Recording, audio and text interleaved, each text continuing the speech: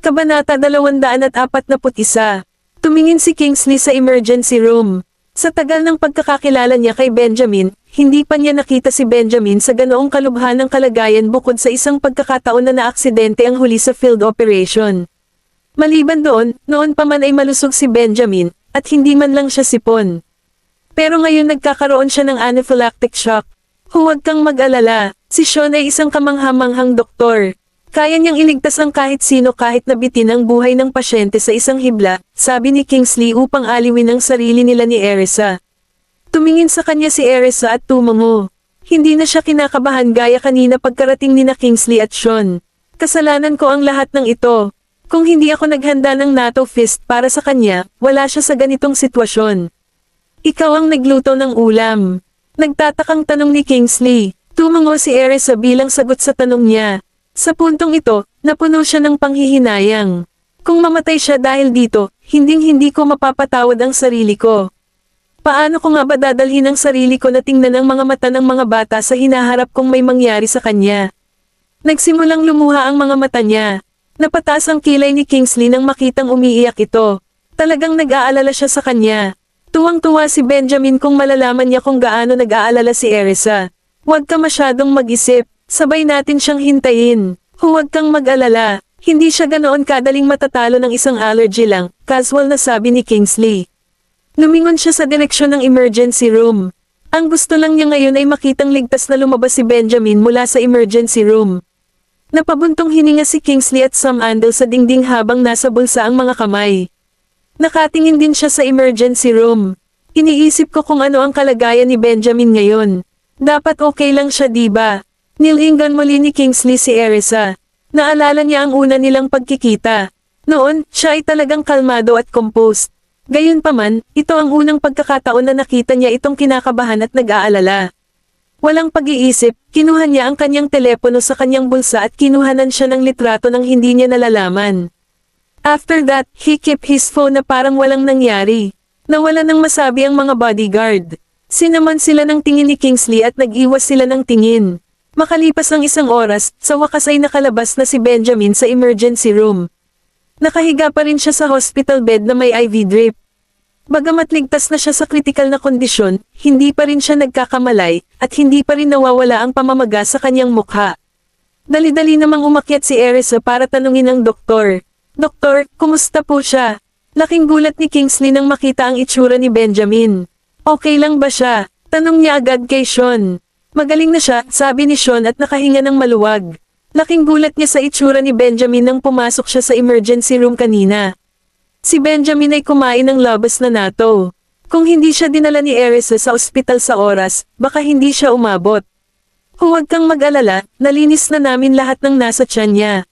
Dapat ay maayos na siya pagkatapos ng kanyang mga iniksyon sa mga susunod na araw.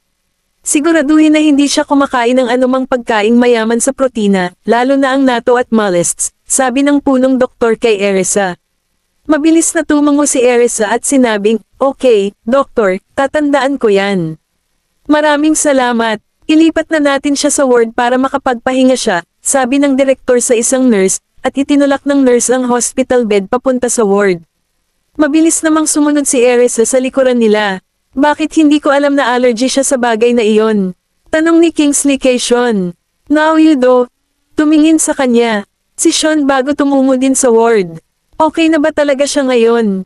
Tanong ni Kingsley habang hinahabol si Sean. Inilibot ni Sean ang mga mata kay Kingsley. Oo, okay na siya ngayon. Hindi mo ba kami narinig kanina? Nagdududa ba siya sa kakayahan namin bilang mga doktor o may pagdududa ba siya sa kakayahan ni Benjamin na gumaling? Pero, halos matakot ako nang makita ko siya sa hospital bed kanina. Para siyang mamamatay, ba't bigla na lang niya kinain yon? Hindi ba't mahigpit ang diet niya? Kapareho niya si Gavin in terms of their weakness toward food allergy, sabi ni Sean. Hindi pa niya nakita si Benjamin sa ganoong kalagayan, kaya laking gulat niya nang malalaki at mapupula ang mga tagpi sa kanyang katawan. Alam ko kung bakit niya kinain iyon, misteryosong sabi ni Kingsley. Gawin mo. Tanong ni Sean na nakadilat ang mga mata. Sinuklay ni Kingsley ang kanyang mga daliri sa kanyang buhok habang naglalakad at sinabing, magmakaawa ka sa akin at sasabihin ko sa iyo. Hindi nakaimik si Sean. Ang lalaking ito ay kasama ko sa lahat ng panahon. Paano niya malalaman iyon? Malaki ang posibilidad na sinabi sa kanya ni Erisa. Kabanata 242. Matapos tulungan ng direktor at ng iba pang medical team si Benjamin na manirahan sa VIP ward at magbigay ng ilang tagubilin kay Erisa, umalis na sila. Napasinghap si Erisa nang makita ang namamagang mukha ni Benjamin habang nananatiling walang malay sa hospital bed. Kinuha niya ang ointment na inireseta ng doktor at inilapat sa mukha nito. Pumasok si Kingsley at Sean ng mga sandaling iyon. Mapapangit ang anyo ng lalaking ito, panunukso ni Kingsley. Inangat ni Erisa ang ulo para tingnan siya. Hindi totoo yan. Magiging maayos ang hitsura niya pagkatapos bumaba ang pamamaga. Tumawa si Kingsley. Damn, akala ko matatakot ko siya. Siya ay medyo matalino. Napaka-childish. Napatingin si Sean kay Kingsley bago siya lumingon kay Erisa. Kaya ikaw ang nanay ni Gavin, sabi ni Sean. Hindi nakakagulat na iba ang pakikitungo ni Benjamin sa kanya. Tumango si Erisa at nagpakilala. Ako si Erisa York. Alam ko, I'm Sean Bailey. Nakangiti niyang sagot. Naisip niya ang oras na muntik na niyang makilala ng personal si Erisa. Tumango si Erisa at ipinagpatuloy ang paglalagay ng ointment. Kailan ba bababa ang pamamaga? Dapat na mabawasan ang pamamaga pagkatapos natin siyang bigyan ng ilang shot, ilang bag ng drips, at lagyan ng ointment na hawak mo, paliwanag ni Sean sa kanya para hindi na siya masyadong mag-alala. Napatingin si Erisa kay Benjamin at naisip ang haba rin ng suot na damit para malagyan ng ointment ang katawan nito. Mas malubha pa ang mga pulang tagpi sa katawan niya kaysa sa mukha at leeg niya. Nakangiting mungkahi ni Sean matapos maramdaman ang pag-aalinlangan niya. Kung gusto mong mawala ang pamamaga ng mas maaga, pinakamahusay na ilapat ito sa lahat ng dako. At saka, mapapawi nito ang kanyang discomfort dahil mayroon din itong cooling effect. Okay, sagot niya. Nagkaganito siya dahil sa akin. Ang paglalagay ng ointment sa kanyang katawan ay walang halaga kumpara doon. Nang makapagdesisyon na siya, sinimulan niyang tanggalin ang butones ng kamisete ni Benjamin. Ang dalawang lalaki ay nakatayo sa gilid habang pinagmamasdan siya ng hindi nag-aalok ng kanilang tulong. Nang sikuhin ni Sean si Kingsley ay umalis na silang dalawa sa ward para bigyan ng privacy si Erisa. Ibinibilang ba ito bilang isang pagpapala sa disguise para kay Benjamin?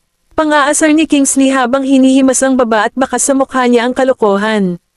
Tumawa si Sean. Siguro, dahil okay na siya ngayon, laruin natin si Gavin at ang iba pa. Mungkahi ni Kingsley. Dahil nandito si Erisa para alagaan siya, hindi na kailangan pang nandito pa kami. Mas mabuting bumalik tayo sa old manor ng pamilya Graham para makipaglaro sa mga bata. Sandali, sabi ni Sean bago siya pumasok sa ward. Lumapit si Sean sa kanila nang tatanggalin na ni Erisa ang sinturon ni Benjamin. Nang makita niya si Sean ay mabilis niyang binawi ang kamay niya. Napaka-awkward noon. Mauna na kami, Miss York. Pakiusap alagaan mo siyang mabuti. Feel free to call me anytime kung meron. Magiging maayos siya pagkatapos mag-shoot, kaya huwag kang masyadong mag-alala, okay? Mangyaring magpatuloy sa iyong ginagawa. Mas mabilis mawala ang pamamaga kung maglalagay ka ng ointment tuwing 3 hanggang 4 na oras, sabi ni Sean sa kanya at iniwan ang name card nito sa mesa. Pagkaalis ni Sean ay tumingin siya sa nakasarang pinto at naghintay ng ilang sandali. Nang masiguro niyang walang papasok, sinimulan niyang habarin ang sando ni Benjamin.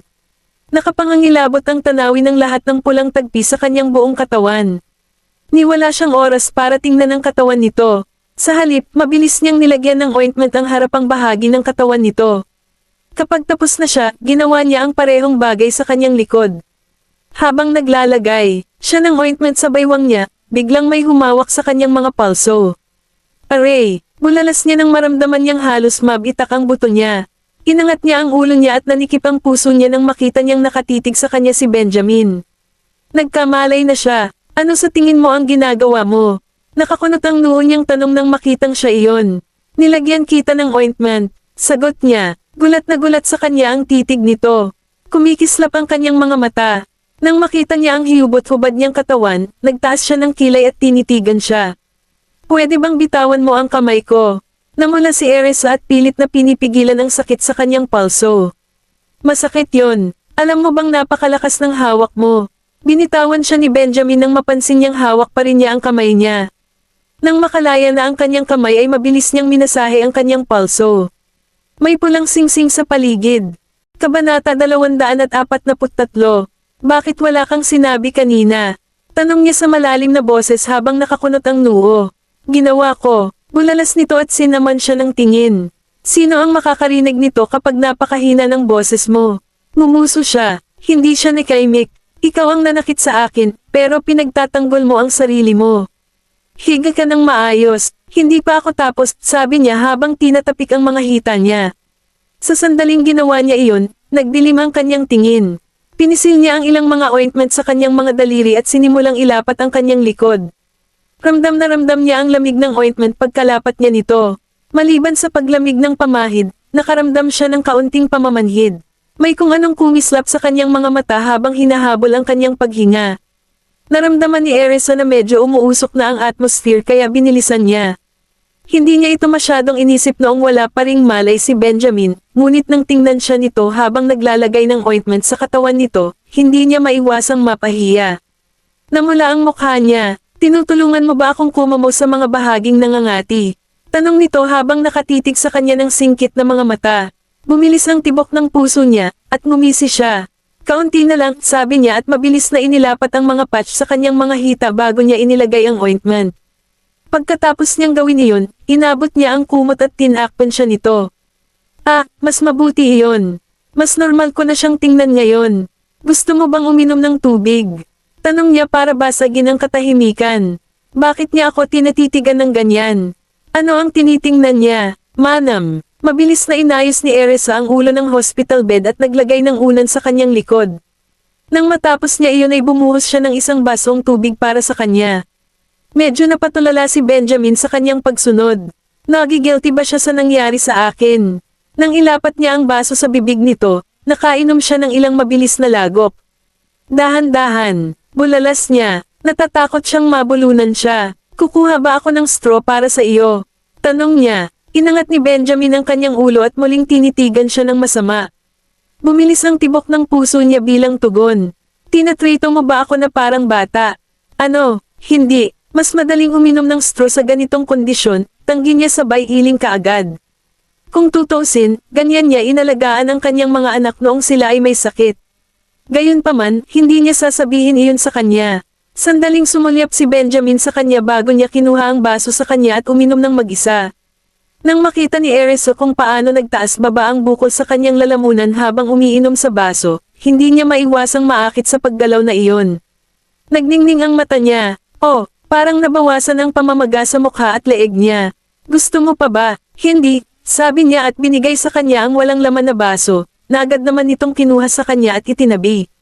Gusto mo bang humiga? Hindi. This is fine. Sabi niya at inabot ang phone niya. Naalala lang ni Benjamin na wala siyang suot nang hawakan niya ang hubad niyang hita. Ibigay mo sa akin ang aking telepono. Okay, sagot niya at kinuha ang kanyang pantalon at kinapa ang kanyang telepono sa kanyang bulsa. Nang makuha niya iyon ay mabilis niyang ipinasa sa kanya. Nang maalala niyang hindi pa niya ina-update si Ethan tungkol sa kalagayan ni Benjamin, dali-dali niyang kinuha ang kanyang phone para mag-type ng text message. She texted him, Mr. Frank. Gising na po si Mr. Graham. Medyo gumaling na siya, kaya huwag kang mag-alala. Sinong ka-text mo? Tanong ni Benjamin habang sinusulyapan siya. Mr. Frank, he's worried sick about you. Sagot niya at patuloy na tinitingnan ang phone niya kung may mga message ba siya na hindi niya sinasagot. Kumunot ang noo ni Benjamin. Ano naman sa'yo? Hindi ka ba nag-aalala sa akin? Ako, she blurted out at namula agad. Hindi lang ako nag-alala sa'yo. Natakot ako nang mamatay ang katawan mo at nawala ng malay. Lalong gaman ang pakiramdam ni Benjamin nang sabihin nito sa kanya na nag-aalala siya para sa kanya, ngunit nadurog ang kanyang puso nang marinig niya ang ikalawang bahagi. Nakakahiya naman. Hindi mo ba alam na allergic ka sa pagkain tulad ni Nato? Bakit ang dami mong kinain? Angal niya. Hindi pa ako nakakain noon, kaya hindi ko alam, mayabang na sagot ni Benjamin. Walang paraan si Erisa para kontrahin iyon. Pasensya na po, hindi ko alam na hindi ka makakain yan, she apologized. Bahagyang napaawang ang lobby niya nang makita kung gaano siya kaseryoso sa paghingi ng tawad. Naging maayos naman agad ang mood niya. May kasalanan ka ba? Kabanata 244. Time na tumango si Erisa. Ito ay hindi lamang pagkakasala. Sana hindi ko na ginawa yon. Natutuwa akong hindi ka namatay, kung hindi, Tiyak na pagsisisihan ko ito sa natitirang bahagi ng aking buhay. Hindi ko alam kung paano ko haharapin ang mga bata kung may mangyari sa iyo. Sa wakas ay may tatay na sila, at hinding-hindi nila ako mapapatawad kung ako ang naging sanhi ng pagkamatay niya. So, para lang sa mga bata ang nararamdaman mo. Napaawang ang bibig ni Benjamin at parang yelo ang boses. Sinilip siya ni Erisa at nakita niya kung gaano siya galit. Hindi ko alam kung paano rin kita haharapin. Kasalanan ko naman this time and I'm really sorry. Pagtrato ko sa iyo ng maayos, at ipinapangako kong hindi kita paglalaruan sa hinaharap. Ha! Bulalas niya at tinitigan siya ng makahulugan. Kaya, sa wakas ay umamin ka. Naramdaman ni Erisa ang lamig na dumadaloy sa kanyang gulugad. Paano mo ako pinaplanong pretuhin ng mabuti? Pang-aasar niya. Tumango si Erisa. Gagawin ko lahat ng sabihin mo. Hindi ko natatanggihan ang mga kahilingan mo. Oh, sinagot niya ng kusa ang pagtaas ng boses. Hindi ka ba komportable kahit saan? Tanong niya nang makita kung gaano siya kaganda. Ang ilang bahagi ay nangangati pa rin, sabi niya. Natigilan siya sa tugon nito. Saan? Huwag mong kaltin, baka mamaga ito kapag nabasag ang balat. May namiss ka bang pwesto? Tanong ni Benjamin na kumikinang sa kanyang mga mata. Ha, hindi naman siguro. I'm sure I apply it everywhere, she replied with a puzzled expression. Nagsalubong ang kilay ni Benjamin. Saan? I'll help you. Agad na sabi nito nang mapansin ang discomfort nito. Ang kanyang mga mata ay kumikinang sa isang katanji tanging kinang, at ibinaba niya ng kaunti ang kanyang ulo upang tingnan ang kanyang ibabang bahagi ng katawan. Nang mapansin iyon ni Erisa ay tinulungan niya itong alisin ang kumot. Namula ang mukha niya nang makita ang mahahabang binti nito. Nang maabot ng tingin niya ang underwear nito ay mabilis siyang tumingin sa ibang lugar. Saan? Muli niyang tanong sa kabila ng pagkapahiya. Itinoon niya ang tingin sa kanya. Ano sa tingin mo? Nanlaki ang mga mata nito, at hindi makapaniwalang nakatingin sa kanya. Ang ibig niyang sabihin ay lugar na iyon. Nang maalala niya na nagmungkahi lang siya na tulungan siyang kalti ng mga lugar na nangangati kanina, mas lalong lumaki ang awkwardness niya na hindi na siya makapagsalita ng matino. Kaya mo bang mag-apply ng ointment sa lugar na iyon ng mag-isa? Tanong niya. Si Benjamin ay nagkaroon ng urge upang kurutin ang kanyang namumula, pulang pisngi nang makita kung gaano siya napahiya. Sino ang nagsabing gagawin niya ang anumang hilingin ko nang hindi tinatanggihan? Panunuya ni Benjamin. Hindi alam ni Erisa ang sasabihin. Well, sinabi ko nga, pero gusto niyang tulungan ko siya sa lugar na iyon. Sigurado ba siya? Tinitigan siya nito, at nanatili itong walang pakialam na parang walang sinabing kakaiba. Seryoso siya diba? Hindi mo ba kayang mag-isa? Wala akong lakas para gawin iyon, walang pakialam niyang sabi. Wala siyang balak na siya mismo ang maglagay ng lotion.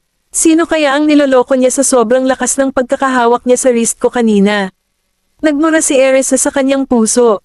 Gayunpaman, nang tingnan niya ang namamagang mukha nito, muli siyang nakaramdam ng guilt.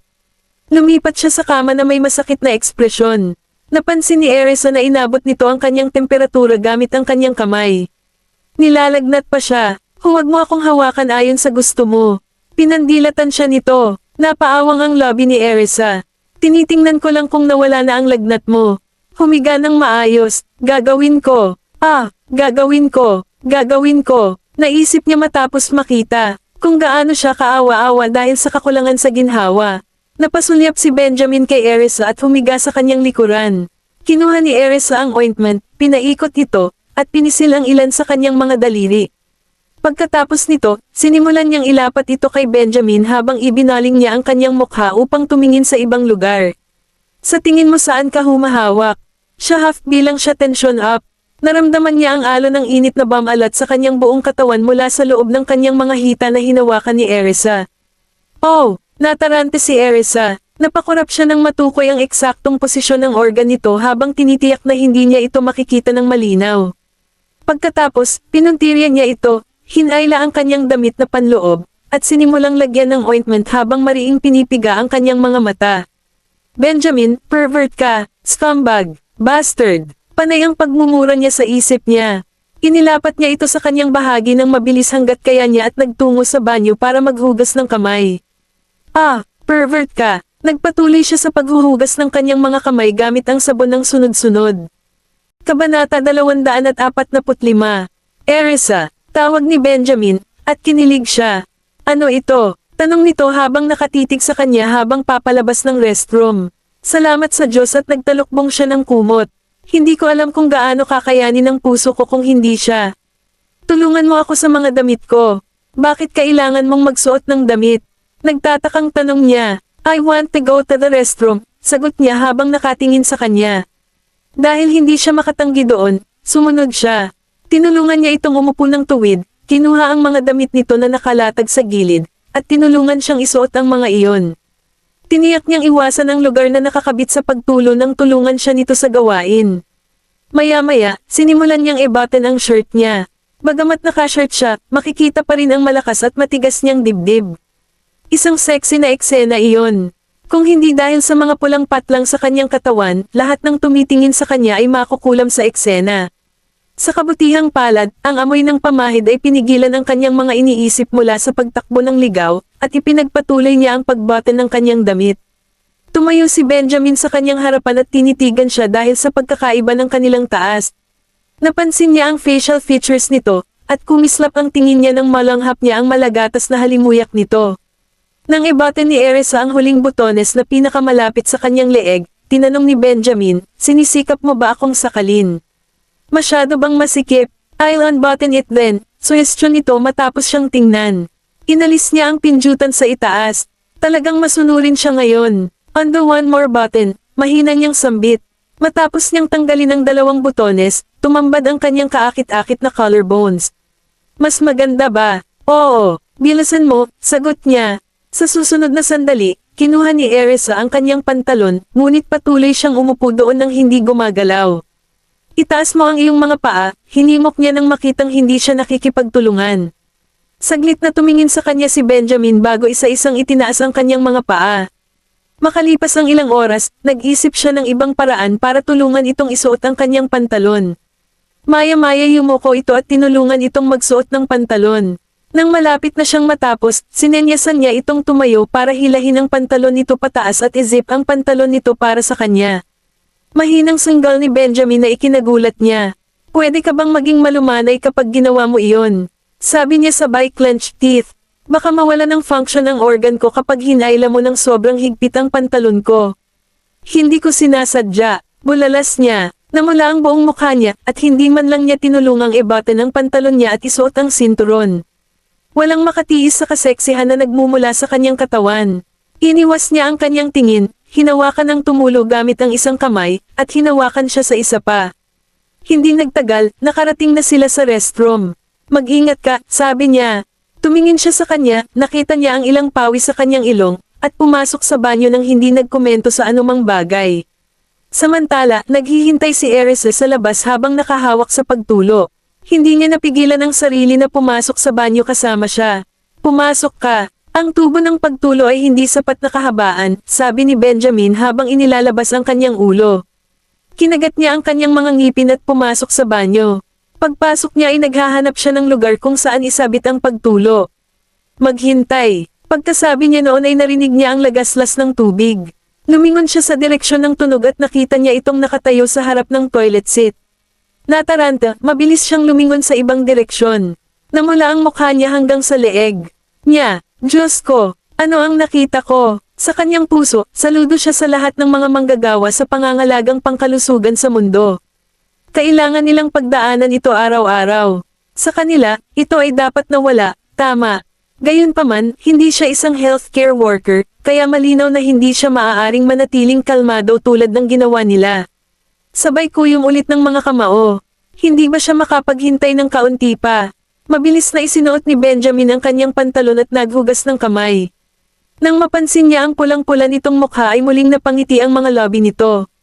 Wala ka pang nakitang lalaki sa banyo. Ano naman sa'yo? Nakakita ka na ba ng babaeng gumagawa ng kanyang negosyo sa banyo? Sagot niya, sino ang pupunta at titingin sa mga lalaki habang ginagawa nila ang kanilang negosyo sa banyo? Nakakabaliw na tao. Nagpapanggap ba siya sa buong panahon? Sino ang magtatanong ng ganoong bagay out of the blue? Hinala niya na nilalagnat si Benjamin kaya nawalan siya ng malay sa halip na magkaroon ng allergic reaction. Saan napunta ang malamig at mayabang na si Mr. Graham?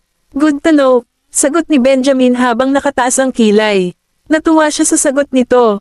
Napaawang ang bibig niya. Nakita ko na ang mga anak ko na umihi. Nabibilang ba iyon? Hindi nakahimik si Benjamin. Kabanata 246. Tinuloy ni Benjamin ang pag-iisip kay Erisa. Paano ito pareho? Paanong hindi? May pagkakaiba lang sa laki. Inilibot ni Erisa ang kanyang mga mata. Sa tingin mo ba malaki na ako? Nang marinig iyon, namula si Erisa. Baliw ba ang lalaking ito? Paano niya nasasabi ang isang bagay na bulgar na ganoon? Sabi nito, nang magtama ang kanilang mga mata, napagtanto ni Erisa na siya lang ang may malikot na pag-iisip habang seryosong-seryoso ang tingin ni Benjamin. Medyo naaliw si Benjamin nang makitang namula ang mukha ni Erisa, pero nanatili siyang kalmado. Labas na tayo. Nagsalita siya na parang walang kakaiba sa sinabi niya, pinunasan niya ang kanyang mga kamay, at lumabas. Wala iyon kay Erisa, kaya pinandilatan siya nito bago sumunod na may hawak na pagtulo. Pagkatapos nito, umupo si Benjamin sa gilid ng kama at pinanood si Erisa na isinabit ang pagtulo pabalik sa pwesto. Hindi niya sinasadyang tumambad ang kanyang baywang sa proseso ng mahayla ang kanyang sando, at agad na nagdilim ang tingin ni Benjamin. Napakaganda pa rin ang figure niya pagkatapos manganak. Ang payat na baywang na iyon ay dapat na talagang maganda sa pakiramdam. Naramdaman ni Erisa na nakatingin sa kanya si Benjamin, kaya nilinggan niya kung ano ang tinitingnan nito bago mabilis na hinubad ang kanyang sando. Pagkatapos, kumuha siya ng thermometer at ginamit ito para tingnan ang temperatura ni Benjamin. Medyo mataas pa rin ang temperatura ng iyong katawan, sabi niya bago ibinaba ang thermometer at kumuha ng tubig para sa kanya. Dapat kang uminom ng mas maraming tubig. Kinuha ni Benjamin ang baso kay Erisa at ibinalik iyon pagkatapos humigop. Kinuha niya iyon mula sa kanya, ibinaba, at pinindot ang call bell. Anong ginagawa mo? Tinagilid ni Benjamin ang kanyang mga kilay habang nakapikit ang kanyang tingin. Hihilingin ko sa doktor na pumunta at suriin ka. Sa sobrang pag-aalala ni Erisa ay agad na bumaba ang hindi pagsang-ayon sa mukha ni Benjamin. Hindi nagtagal, dumating ang doktor at nagpa-check up.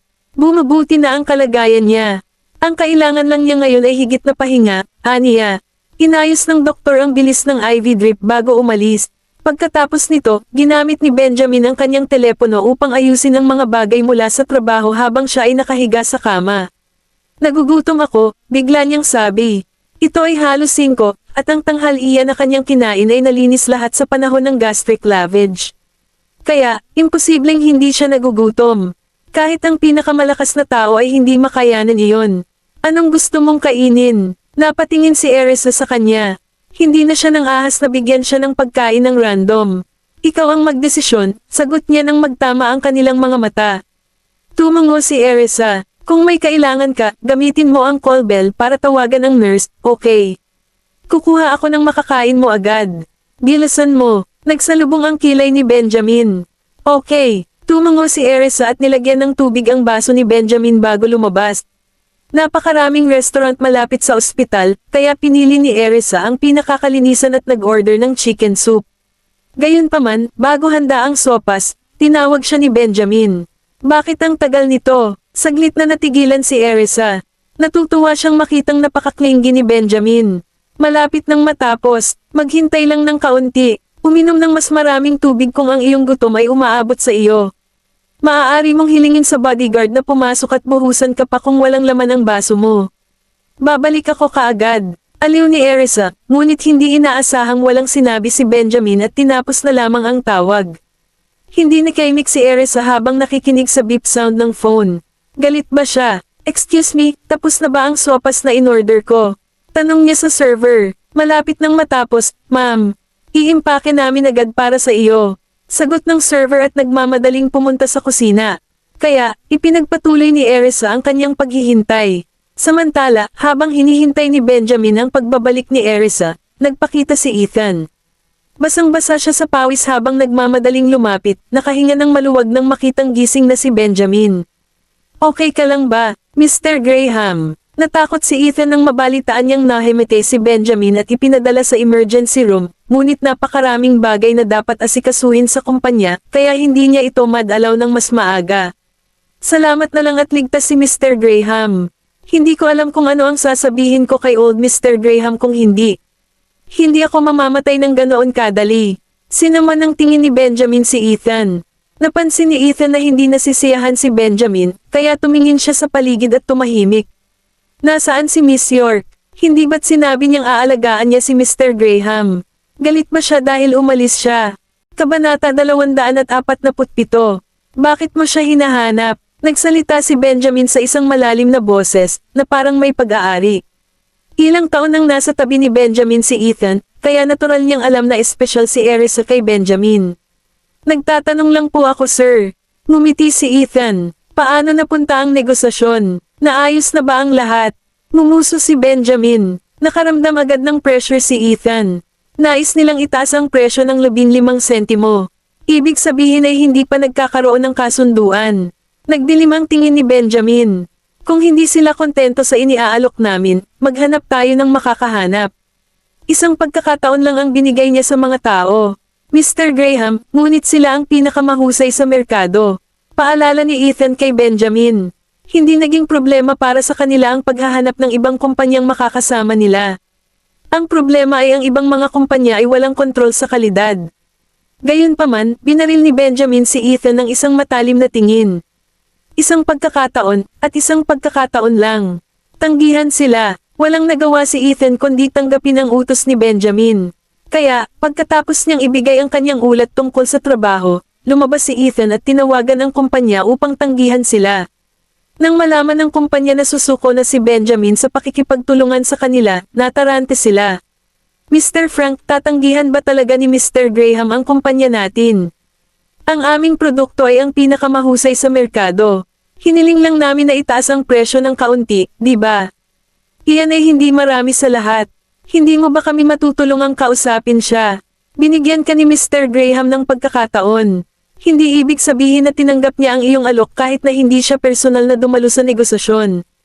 Mula sa aming pananaw, ang presyo na aming inaalok ay sapat na mabuti para kumita ka.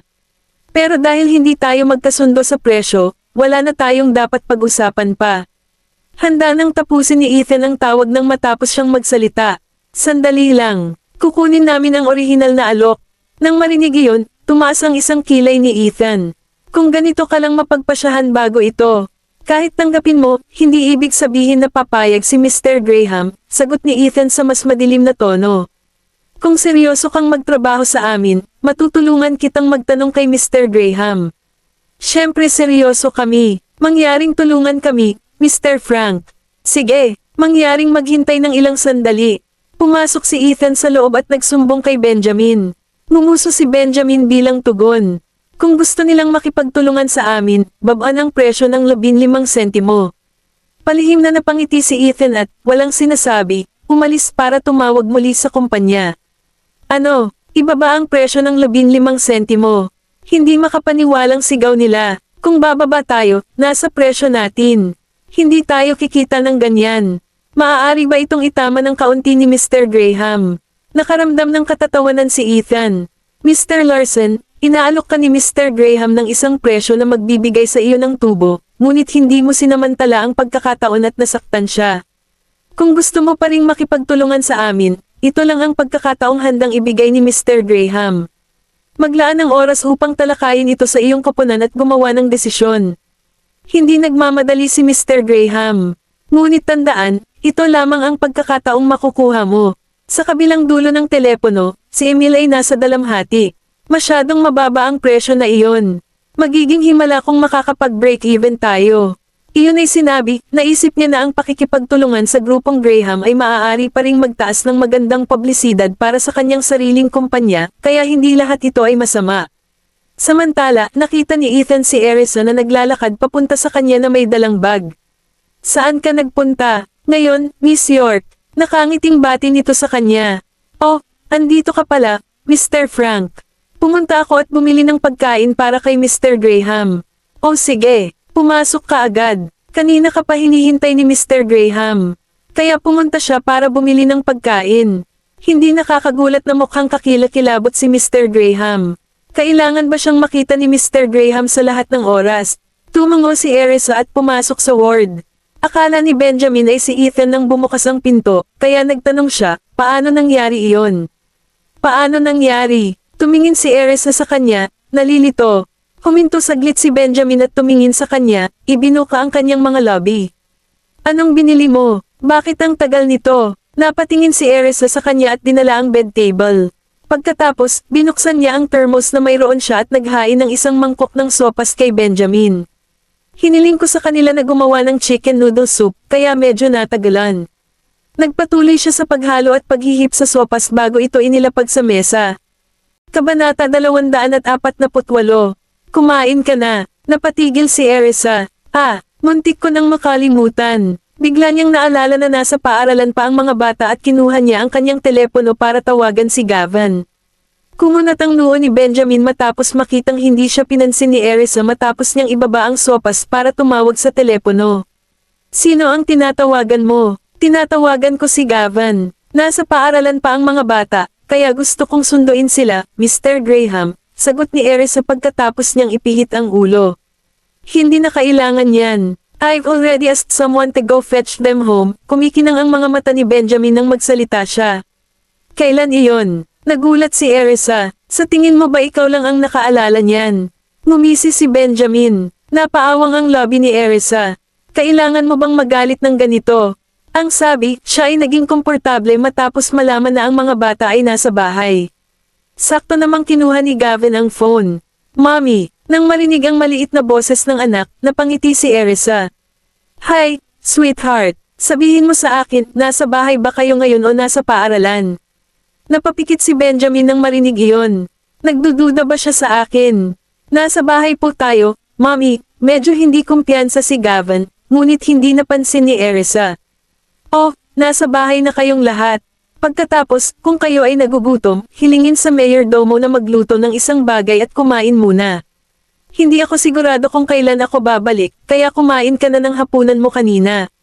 Sabi ni Erisa sa kanya. Ang maliit na lalaki ay tumango sa kabilang dulo ng linya at sumagot, okay. Alam ko, Mommy, huwag kang mag-alala sa amin. Medyo nakakain din kami kanina. Magaling. Bulalas ni Erisa bago nagpaalam at tinapos ang tawag. Naisip niya na hindi siya dapat magtagal sa telepono dahil nakatitig sa kanya si Benjamin. Samantala, isang selos ang namuo mula kay Benjamin nang makita niya kung gaano kaganda ang ngiti ni Erisa. Bakit hindi ka kumakain, Mr. Graham? Napansin ni Erisa na hindi man lang niya ginalaw ang pagkain niya. Paano ako makakakain ng ganito? Tinitigan siya ni Benjamin na parang siya mismo ang demonyo.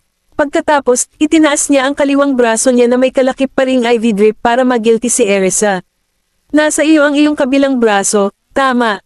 Naguguluhan si Erisa. Hindi ako sanay. Reklamo ni Benjamin. Noon naalala ni Erisa na kaliwete si Benjamin, kaya mahina niyang tinanong, sa halip, dapat ba kitang pakainin? Nakatingin siya kay Benjamin habang may pagmamalaki itong nakapikit sa mga lobby.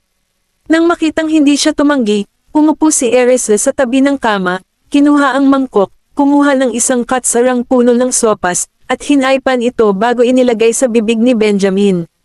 Mag-ingat ka, ang init, babala niya. Napatingin si Benjamin kay Erisa at inubos ang laman ng kutsara. Sa sandaling iyon, pumasok si Ethan.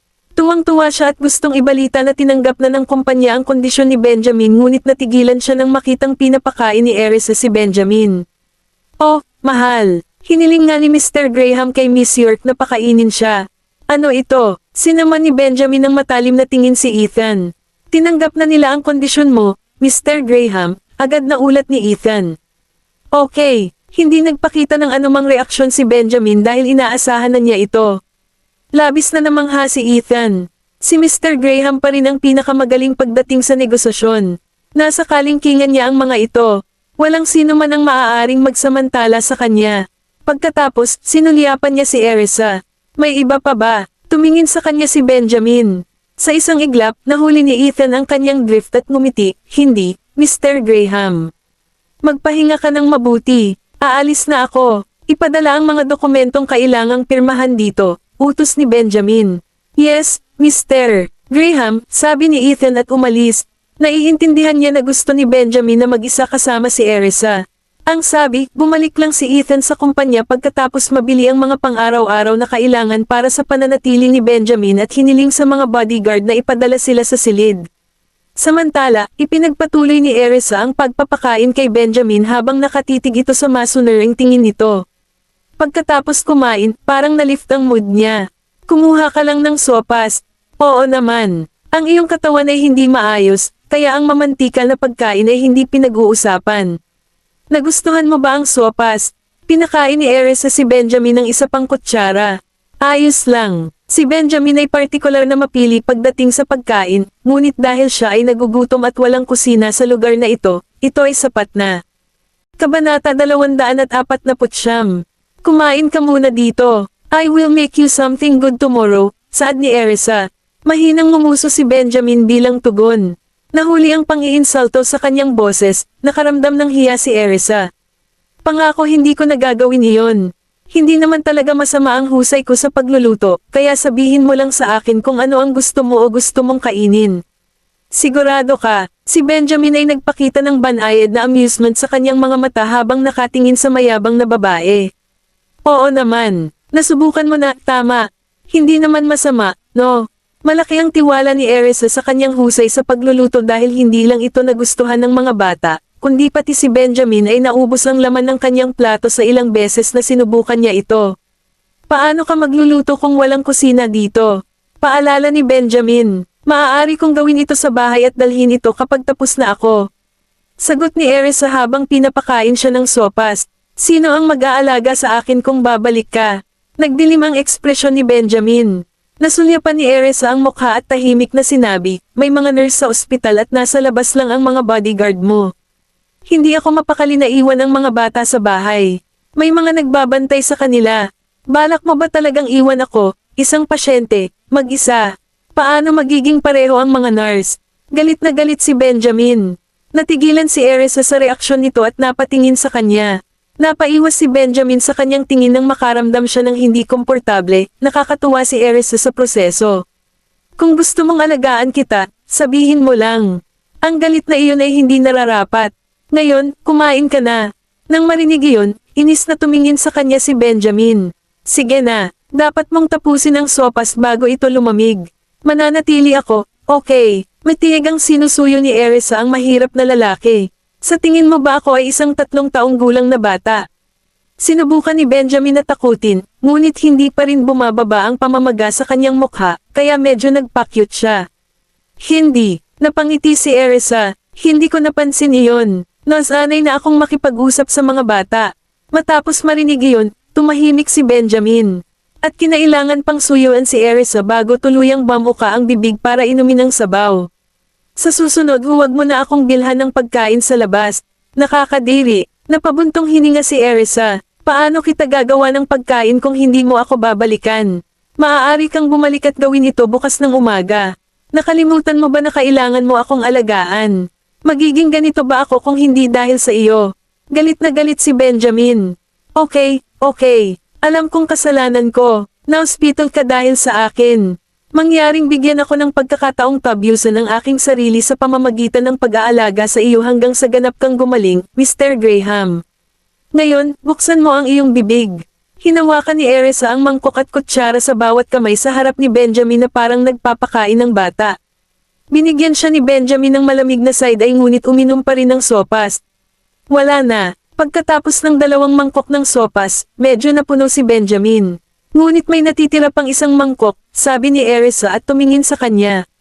Busog na ako, bulalas ni Benjamin. Kaya naman, hinimas ni Erisa ang kanyang ilong at umupo sa gilid. Kung hindi mo ito tatapusin, gagawin ko. Pagtitiisan ko itong ugali mo dahil nandito ka dahil sa akin. Dahil doon, ipinagpatuloy ni Benjamin ang kanyang trabaho matapos makitang nasasarapan siya sa pagkain.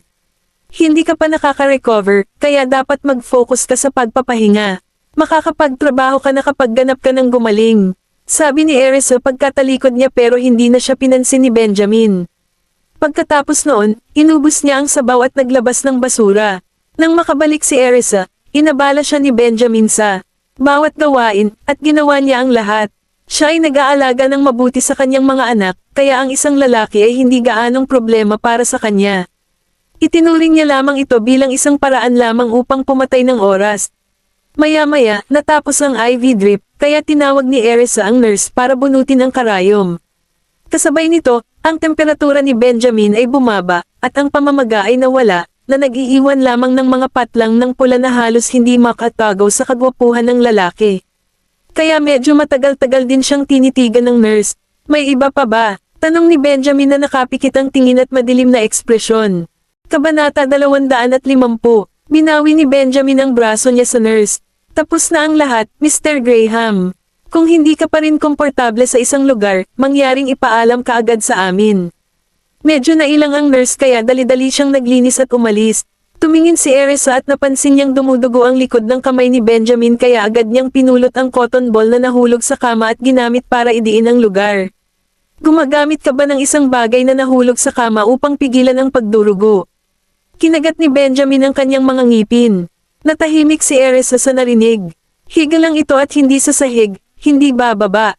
Dumi pa rin. Bulalas ni Benjamin. Kaya naman, kumuha si Erisa ng bagong cotton ball para i-pressure para matigil ang pagdurugo. Napakalinis ng kama na ito. Paano ito madumi? Kung oo, magtatakpan ka ba ng kumot? Gusto mo bang itapon ko rin iyan? Sabi ni Erisa, hindi niya alam na lahat ng iba ay ipinagpalit ni Ethan, kaya wala sa mga iyon ang pag-aari ng ospital. Erisa York, gaano kakatapang na makipag-usap sa iyong amo ng ganyan, sambit ni Benjamin. Gayunpaman, pinananatiling cool ni Erisa. Alam niyang galit si Benjamin dahil ganoon din ang gagawin niya kapag nalagay sa sitwasyon nito. Kaya naman, pagkatapos ng pagdiin sa kamay ni Benjamin saglit, maingat niyang inalis ang cotton ball para tingnan. Nang makita niyang may dugo pa, mabilis niya itong pinigilan.